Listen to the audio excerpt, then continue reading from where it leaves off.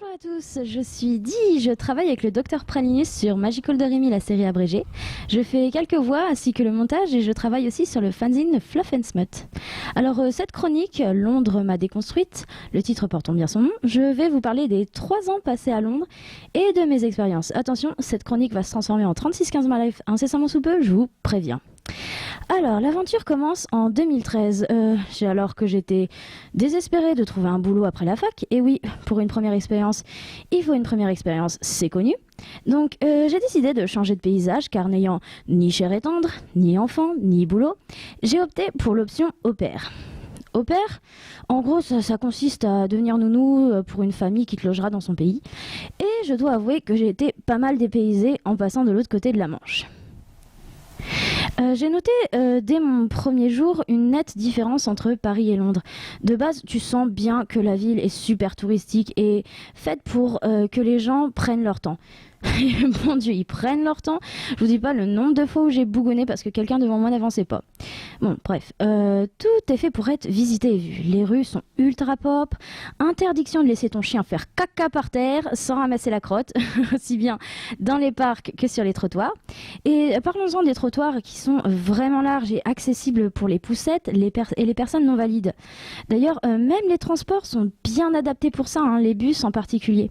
Ça m'a permis de faire une prise de conscience au niveau de la condition des personnes dont la mobilité est réduite en comparant l'agencement avec les transports parisiens.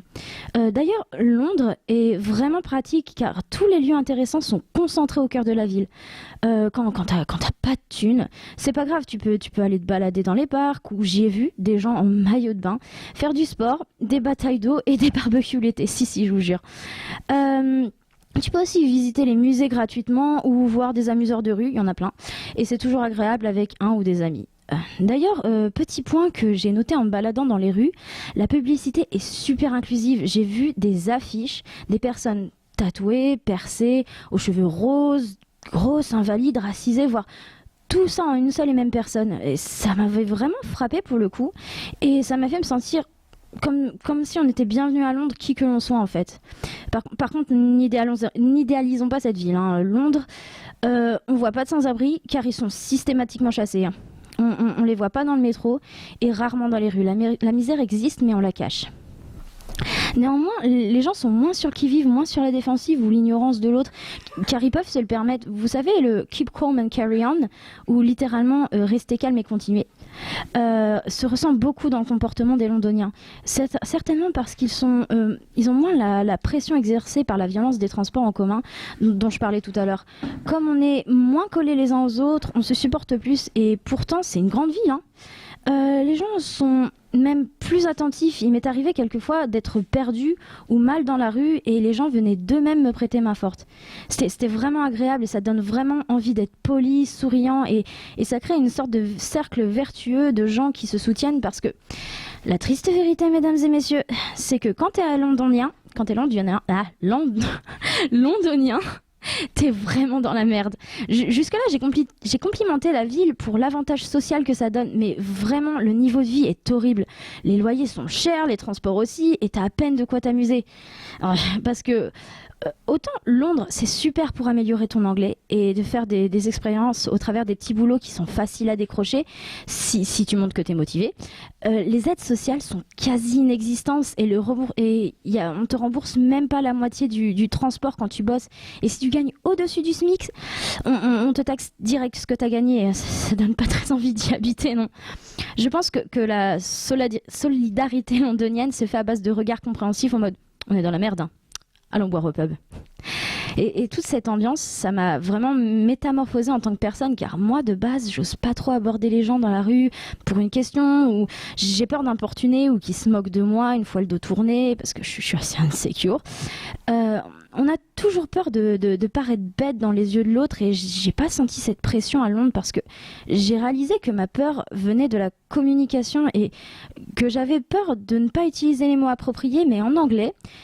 Je suis beaucoup moins timide car j'aurai jamais un anglais parfait et l'important c'est ce que je veux exprimer et peu importe les mots. Aussi, j'ai fait la rencontre d'une amie qui a changé ma vie sociale, une Française. Donc Lorraine, si jamais t'écoutes, ça c'est pour toi. Je lui ai dit un jour en me baladant à Hyde Park Corner, ah mais j'aimerais tellement être comme toi, sûre de moi, comme ça je pourrais rencontrer des gens et leur parler moi aussi. Et elle m'a dit, fake it until you make it, ou fais semblant jusqu'à ce que tu le sois. Et j'avais jamais pris conscience que ça pouvait être possible. Et bah, c'est ainsi que moi qui suis assez fan de culture japonaise et notamment de la mode et du cosplay, j'ai commencé à participer à des meet-up organisés sur Facebook par des passionnés. C'est très courant et c'est souvent comme ça que les gens se rencontrent autour d'un intérêt commun. J'ai fini par ne faire que ça de mes week-ends en fait, et je me sentais libre de parler à qui je veux sans me sentir jugée ni rejetée. Les gens avaient tendance à se complimenter les uns les autres, à s'encourager. C'était assez agréable et motivant, et j'avais de plus en plus confiance en moi, et au fur et à mesure que je rencontrais des gens, d'ailleurs ils ont un credo, enfin mes amis londoniens ont un credo, c'est si tu as quelque chose de mauvais en tête, garde-le pour toi, mais si tu as quelque chose de gentil, n'hésite pas à le dire, ce qui me correspond beaucoup, ce qui correspond beaucoup à mon état d'esprit. Donc pas étonnant que je me suis très bien entendue avec eux. Je me suis créé peu à peu un cercle d'amis fans de manga et de pop culture japonaise. Je m'habillais comme je voulais le week-end, sans peur de me faire juger, même par les gens dans la rue. Je pouvais rentrer et sortir à l'heure que je voulais, dans la tenue que je voulais. J'avais de plus en plus confiance en moi, et je sentais toujours en sécurité et de bonne humeur. Et je me suis développée et ouverte au contact de gens déconstruits en fait. Moi qui venais de la campagne où je n'avais pas vécu grand-chose, ça m'a permis de rencontrer des gens venant de toutes parts, et des personnes, par exemple des personnes racisées qui m'ont sensibilisé sur certaines choses dont je n'avais même pas conscience, ou même des personnes qui venaient directement d'un pays différent, qui étaient dans ma situation en fait. Et j'ai vraiment apprécié en savoir plus sur leur culture en échangeant un petit peu avec la mienne. J'ai notamment commencé à réellement fréquenter les milieux LGBT+.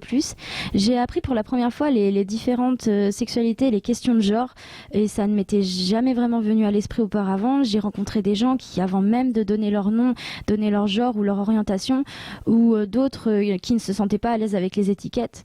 J'ai aussi rencontré des gens avec de l'anxiété, et que contrairement à ce qu'on m'avait inculqué ou ce que je pensais, il ne suffisait pas de vouloir pour pouvoir s'en défaire. Au début de tout ça, et même avec Internet sous la main, je me rendais pas vraiment compte que ça existait. J'ai toujours été entourée de personnes blanches, imbibées d'idées patriarcales et pas très ouvertes d'esprit. Mais moi, c'était assez différent. Je n'avais pas la possibilité de changer d'entourage. Alors, tout cela, je savais pas vraiment. Il a fallu que je l'apprenne. J'ai été maladroite. Parfois, je relis des posts de moi d'il y a 5 ans et j'ai vraiment honte. Mais on évolue tous au fur et à mesure de ce que l'on apprend et de qui on l'apprend. Je sais que Londres m'a permis de respecter les difficultés des autres et de pointer leurs qualités afin de booster leur confiance en eux et de les aider comme eux m'ont aidé. J'ai compris que les relations humaines n'ont pas à être basées sur qui est le plus fort ou plus belle que l'autre. Il n'y a pas que des dynamiques toxiques, et il y a des alternatives, et je regrette vraiment pas toutes les galères que j'ai eues là-bas, car au final c'était pour le meilleur. J'étais arrivée à un moment particulier, dans une ambiance particulière, et ça m'a été bénéfique. Je sais pas si jamais j'y retourne, ou si j'y retourne, je trouverai le même bonheur. Je peux que vous souhaiter d'avoir la même expérience que moi, et de vous ouvrir, d'accepter les autres, et de vous accepter et de continuer à vous déconstruire. Voilà. Alors, on a une tradition dans la cuisine en général, c'est qu'on applaudit à la fin des chroniques. On l'a pas fait tout à l'heure. Bravo moi. On l'a pas fait pour Margot et Kali parce que Margot et Kali n'étaient pas dans la pièce, mais Di est là. Et nous lui disons un grand bravo. Yeah. Parce que c'était ta toute première chronique dans la cuisine. Oui, moi je croyais qu'à la première chronique tu offrais un petit plat. Bah, bien sûr, j'ai fait un tagine rien que pour toi. Ouais. Regarde-moi bien, ça n'arrivera pas. Mais j'espère que ça vous a plu dans le chat. N'hésitez pas à poser des questions, et vous pouvez trouver Di sur Twitter. Tu donnes ton hâte. Fesse de brioche. Et voilà. C'est le swag. C'est très le swag.